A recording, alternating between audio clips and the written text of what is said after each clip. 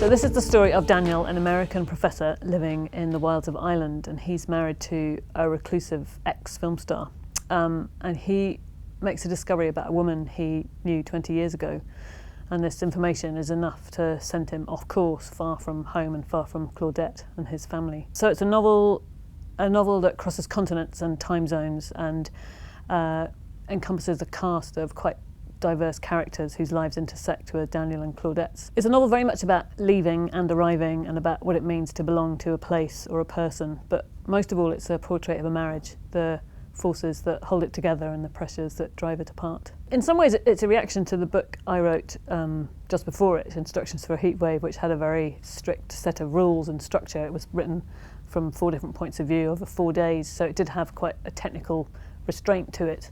And I think when I finished that, all I wanted to do was just write something with no rules that I could rip up everything I'd learnt from the previous book and start again. So write something without any constraints. And the result is This Must Be the Place.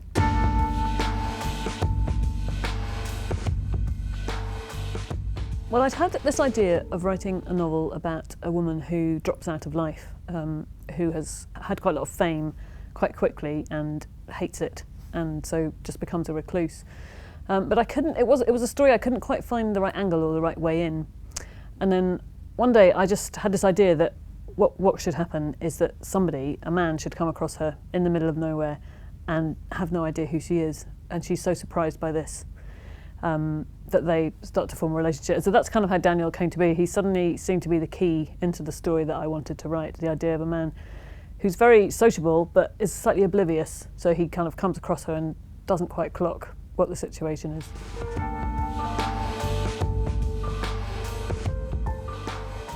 Well, it was definitely Daniel. I really enjoyed writing from his point of view. It's the first time I've written in the first person singular, which is quite a liberating construction, I discovered.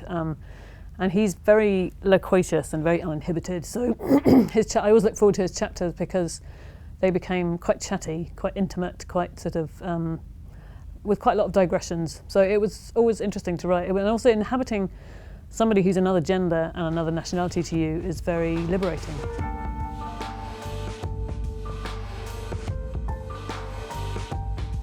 I realised because Claudette walks out on her life that she would leave an awful lot of stuff behind. She just walked out one day with a tiny backpack and her son.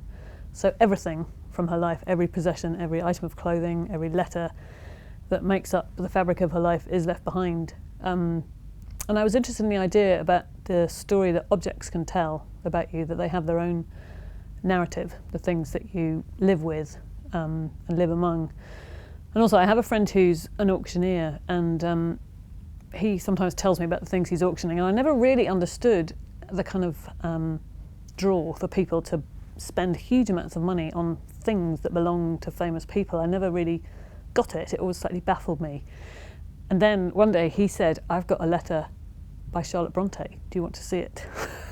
and of course Charlotte Bronte is a huge heroine of mine. And so he did. He let me hold it, and I could run my finger along the line of the ink that she had written.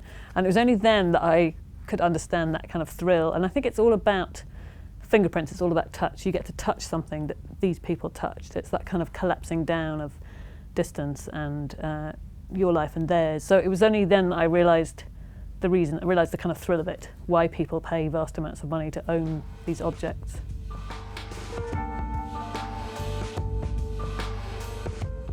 Yeah, I mean, actually the whole of the book was quite surprising. I didn't really know what form it was going to take when I started it. I certainly didn't plan it to be as long and as polyphonic as it is. But one of the things I think that surprised me through it was I never expected to write about Daniel's mother. So the book in one part goes back to New York in the 1940s, and Daniel's mother is just about to marry someone when she suddenly falls head over heels in love with another man. And even though she goes ahead with her wedding, because that's the kind of person she is, she loves this other man for the rest of her life until she dies. And that was a surprise. That appeared from nowhere one day. But I'm glad it did, because I do like that. I do like her. It was a bit of a challenge, actually, at times, I have to say. But halfway, sort of 3/4 of the way through the book, I realised how big it was going to be, in a sense, in a sort of geographical and also a sense of how many pages there were going to be. So I did have a lot of post-its and lots of charts and flowcharts, and I had a huge kind of notice board with lots of post-its and things pinned on it, so I could keep track of who was supposed to be where and when. So it was tricky, but very enjoyable. It was it was a real challenge to keep it all where it should be in a way. I couldn't imagine writing about somewhere I hadn't been. I think it'd be impossible actually, as well as a little bit wrong. So no, I have been to them. I used to go on holiday to Donegal as a child. We used to go there a lot. And the Stockholm archipelago, which is the place where Claudette does pull off her disappearance. I was there, I think I was on holiday, I was travelling there would be 2 years ago now, and I had already written Claudette's disappearance in a different location, and the scene wasn't quite working. I couldn't really find out why. It didn't seem convincing. It wasn't quite there. And anyway, I was staying in this very remote island in Sweden, and my daughter, who was a baby at the time, she, for some reason, I don't know why, but in Sweden she woke up every day at 5 a.m. It's like a Swedish sort of jet lag or something. And so I was out with her in this tiny island, pushing her around in her pushchair at 5 o'clock in the morning, trying to get her to go back to sleep. And she finally did, and I parked her on this little tiny beach, and I went for a swim. It wasn't even dawn, the sun was just coming up, and I was swimming along, and it was in the middle of nowhere in this totally silent archipelago, and I was swimming, and I suddenly thought, this is where you disappear.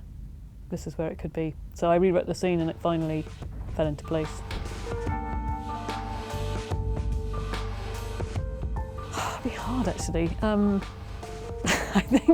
I think in the middle of a British winter, San Francisco's seeming quite good right now actually.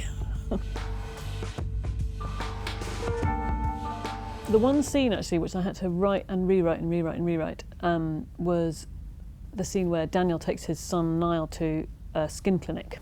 Niall is Daniel's eldest son, and he has his chronic eczema, which is something that one of my children has.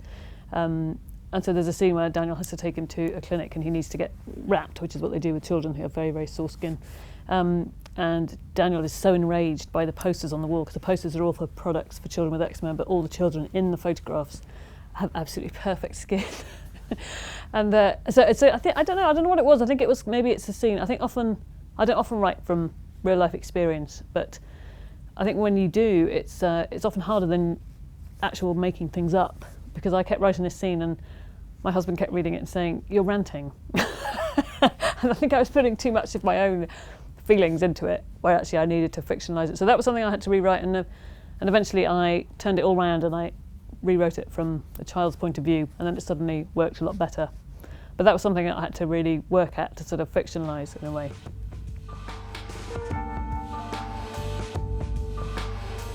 I had one. Well, I think with every book there are all disasters along the way. But one of the worst things that happened was to keep the book, to keep the kind of structure of the book was a challenge, because it's very complicated. It's got a huge cast of characters and a huge geographical spread. So I did have, as I said, this huge notice board and there's one point I had been working on it, I think for about 2 years, and every character had a different colour of post-it, and they were all in different places. So I had a kind of a flowchart for the actual chronological arc of the novel, and then I had the way the novel was going to actually appear on the page, and which character was where and over the world. So the whole thing was there on the desk, above my desk. And then there was one day when I was in the kitchen, and my 2-year-old daughter came in, and she was holding something in her fist.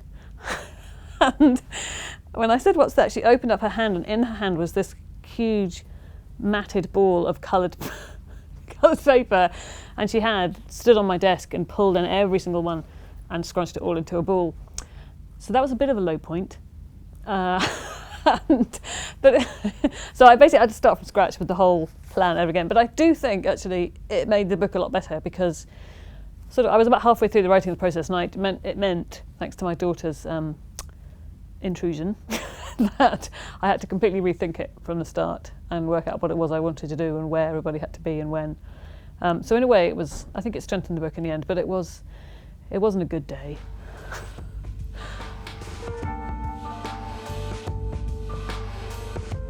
Well, I think it's something that all of us think from time to time, the idea that you could step out of your life. I'm sure everybody has come to that point where they just think, you can have this kind of fantasy of leaving it all behind and starting again. And certainly, I do remember there's a friend of mine who, I don't know her very well, but she had a very odd trajectory in life. She did shoot from being quite an ordinary person to being very, very famous. And I do remember walking around Soho with her, quite close to here, just at the point at which she was becoming really well known, and just noticing everybody would stare at her then look away, and stare at her and look away. And I don't know, it just seemed to me to be such an unenviable state. I don't think I could have coped with it at all. So it was partly that made the character of Claudette appear in my mind, somebody who unwillingly gets herself into that position and actually hates it so much she just walks away from it. I wanted to write something that was sort of had no rules at all, that completely was unpredictable. I wanted something to embrace the kind of unpredictability of life and the unexpectedness of it. And it goes back to the epigraph, which is Louis MacNeice. I wanted to write something that encompassed the plurality of life, the drunkenness of things being various, the whole of it.